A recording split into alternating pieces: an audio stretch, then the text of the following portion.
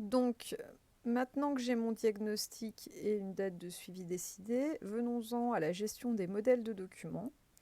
Donc, ça va concerner le compte-rendu, la thérapie et l'ordonnance.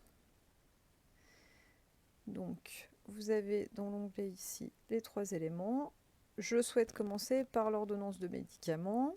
Donc, ce chien hyperactif, je vais choisir de lui donner par exemple de la fluoxétine. Alors, si je tape fluoxétine ici, j'ai accès à tous les médicaments qui en contiennent et à la forme dans laquelle les pharmaciens peuvent vous les délivrer. Ici, donc, on a soit des génériques, soit du Prozac. Je vais choisir de donner du Prozac en comprimé orodispersible sécable parce que j'aurais peut-être besoin de faire un demi-comprimé. Et pour ce chien qui pesait 6 kg, je vais par exemple lui donner une unité, une fois par jour. Donc plusieurs informations ici. En haut, vous voyez que vous avez le dosage journalier pour les chiens. Donc la dose de fluoxétine, on me dit que c'est 1 à 4 mg kg une fois par jour. Donc j'ai respecté le une fois par jour. J'ai choisi de donner une unité de 20 mg. Et ici, le logiciel me calcule le dosage journalier par kilo chez ce chien. Donc ici 3,3, très bien, ça me convient. Point d'interrogation ici, si vous cliquez dessus, vous avez l'information qui concerne la molécule que vous venez de prescrire avec toute une série d'indications, les contre-indications, par quel cytochrome il est métabolisé, les effets secondaires possibles. Voilà, durée du traitement, je vais choisir de lui donner pour 3 mois puisque je souhaite le revoir juste après. Et j'enregistre ici. Le logiciel me génère une ordonnance. Je dois donc choisir mon modèle d'ordonnance, qui est déjà mémorisé dans ce cas-là. Je charge l'ordonnance. Je vois mon en-tête et l'ordonnance telle qu'elle va se présenter. Ça me convient, je n'ai pas d'autres informations à donner. Donc, je vais demander au logiciel de générer le PDF.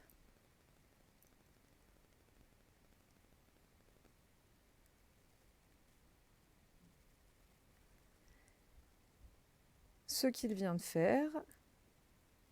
Et mon ordonnance est maintenant terminée. Je vais passer à la partie thérapie. Donc, dans les thérapies, vous avez un rectangle qui s'appelle thérapie suggérée. Ce rectangle est généré automatiquement par l'application et dépend des cases que vous avez cochées. Ici, on a affaire à un chien hyperactif, donc il n'y avait pas de satiété alimentaire et où j'avais rempli qu'il mangeait très vite. En orange, vous avez toutes les modifications environnementales. Donc toutes les thérapies ont été pré-remplies. Il en existe plus d'une centaine qui sont automatisées. Vous avez toujours le choix de les individualiser, de les personnaliser et d'en rédiger de nouvelles. Mais partons avec celles qui existent déjà.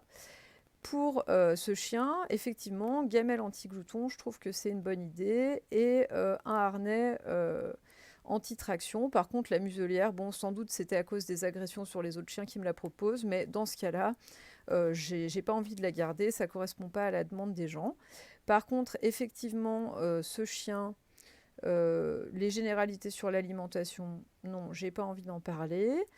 Par contre, j'ai envie de lui apprendre le assis parce qu'il sait toujours pas le faire et j'ai remarqué qu'il ne suivait pas bien ses maîtres quand il lui parlait. Donc, je vais demander le look et je vais commencer parce qu'il a des gros problèmes avec la nourriture, à lui faire le jeu des mains fermées.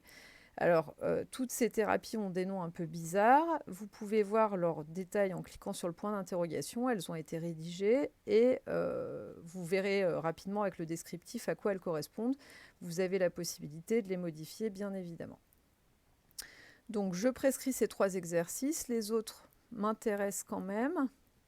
Le jeu à 2 balles, effectivement, c'est une bonne idée, mais j'ai pas envie de le prescrire tout de suite. Par contre, j'avais envisagé de prescrire des massages pour ce chien qui a du mal à se décontracter. Donc, je tape autocontrôle le début, et là, apparaît dans le menu déroulant toutes les thérapies en lien avec les autocontrôles. Donc, je vais lui apprendre... je vais choisir non, il ne faut jamais dire non. Donc ça, c'est une thérapie qui consiste à expliquer aux gens que toute demande de nom doit être suivie d'un ordre positif, comme par exemple un assis. J'ai remarqué pendant la consultation qu'ils avaient tendance à beaucoup gronder ce chien sans lui demander exactement quoi faire, donc je le prescris. Donc vous pouvez bien sûr choisir toutes les thérapies que vous voulez. Et pour ajouter une thérapie personnalisée, vous cliquez sur ce bouton et vous pouvez rentrer le texte que vous souhaitez. Une fois que cela est fait, vous passez à l'ordonnance de thérapie. Et comme pour le modèle d'ordonnance, vous allez d'abord charger le contenu de ce que vous aviez décidé. Ah oui, donc là je me rends compte que j'ai oublié de remplir une case dans le contenu. Donc, c'est la case point incontrôlé. Comment savoir, cette case, elle correspond à ça. Comment savoir si ce chien va faire des progrès quand je le reverrai dans 3 mois ou a fait des progrès? Eh bien, je vais leur demander de vérifier, par exemple, l'excitation autour des repas.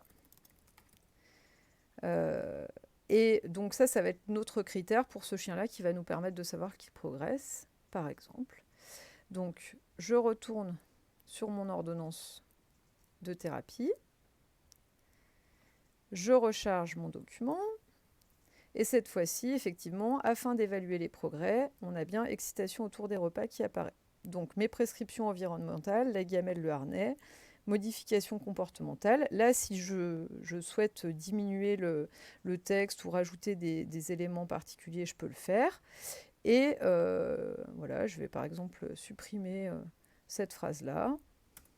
Voilà, et maintenant, ça me convient, je génère le PDF. Donc, en fonction de votre connexion, c'est plus ou moins rapide.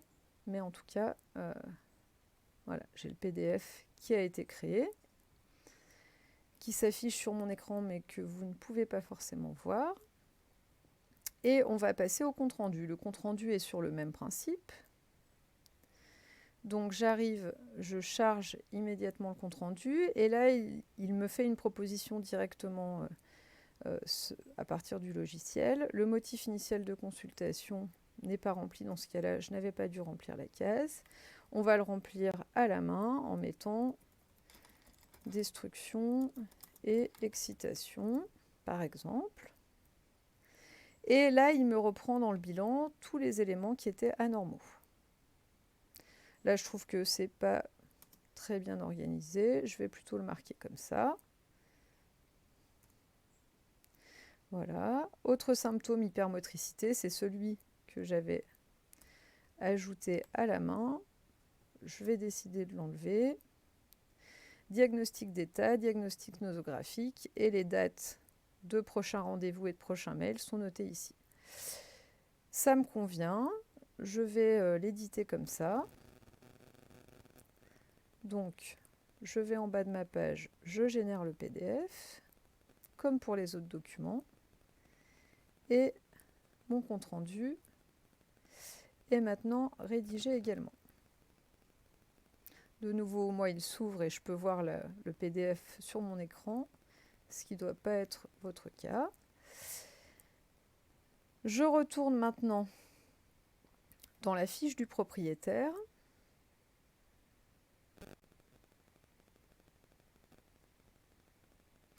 Et on peut voir ici, en bas, ordonnance thérapie CR, les 3 documents ont bien été générés, j'ai la petite icône de PDF. Il ne me restera plus qu'à envoyer les emails.